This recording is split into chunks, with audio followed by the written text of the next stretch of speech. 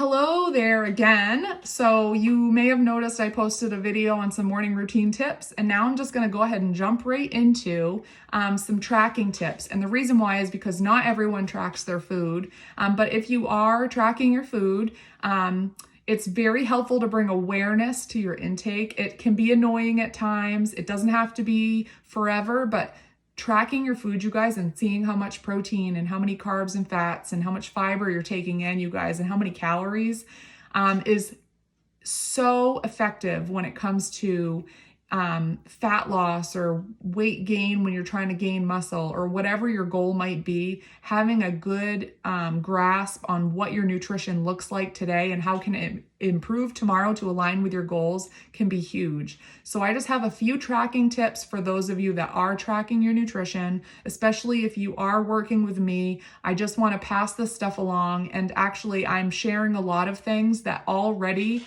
have been proven to work with my clients very significantly.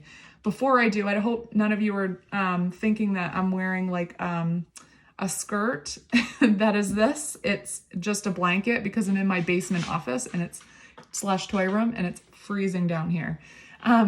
So some tracking tips. One, helps me, helps my clients very much so, is planning ahead. So having a plan is like half the battle. So if you know you're going to be going out with friends, plan ahead for that. If you having like things in stock and knowing what you're going to have for breakfast tomorrow, maybe you have a plan for your lunch and you're going to pack your lunch the night before, or having things in stock for dinner that is going to support your goals, like lots of vegetables, lots of protein. How am I going to do this? And when it comes to tracking, you can actually track ahead of time. It doesn't have to be perfect, but if you can at least track a little bit to say, hey, on this meal, I want to make sure that I am hitting my protein goal. So I'm just going to half track what I'm going to have for protein. I'm going to throw in my vegetables, and then I can kind of piece around whatever I might want on the side. It might be some extra rice or some potatoes or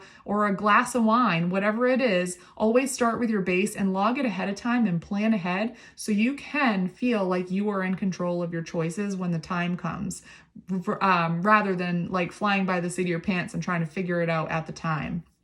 The other thing is to divide out your targets. So it's much easier, you might have a protein goal that might seem a little steep.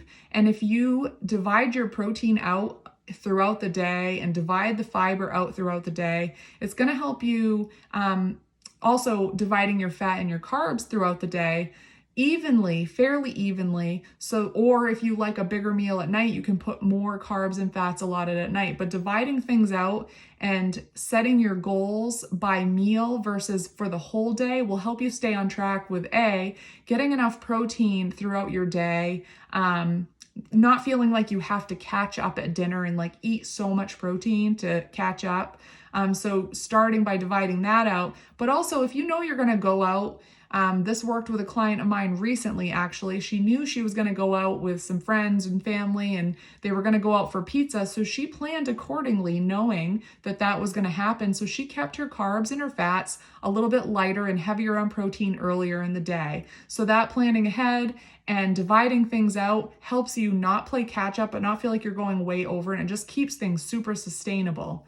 And again, this goes with that. The next tip is plan to indulge. So if you are going to have more of an indulgent night with friends, or you have an event coming up that's catered, or maybe a work lunch that you don't know what they're going to be serving, you can plan to indulge by just simply tracking ahead of time, just what you're going to have for breakfast, the first meal of the day. Okay, I'm going to have a lot of protein. I'm going to have a lot of vegetables thrown in there. Make sure I keep my carbs and fats just a little bit lighter, but still stay feeling satisfied so that when you do approach that special event or whatever it is, you have wiggle room and flexibility to enjoy what you love, and really determine ahead of time what is truly worth it to you and what things are you okay with saying, you know what, not right now, I don't want that, no thank you.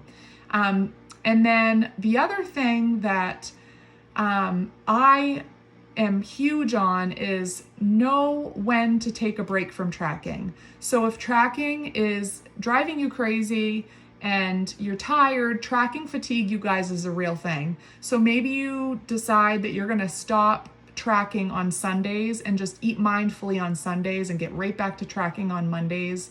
That can help wear off or ward off that tracking fatigue. And it's okay to take those breaks as long as you're consistent, you guys. It is not what you do for one day that gives you the progress or breaks your progress. Going one day off the rails a little bit, you guys, is not going to derail you completely. It's what you do consistently over the average of the week. So it's how many calories am I eating in the week? What are my maintenance calories that I need in the week? If you go a little under or a little over one day, that is absolutely not going to derail you. So know when it's time to take a break. Be kind to yourself.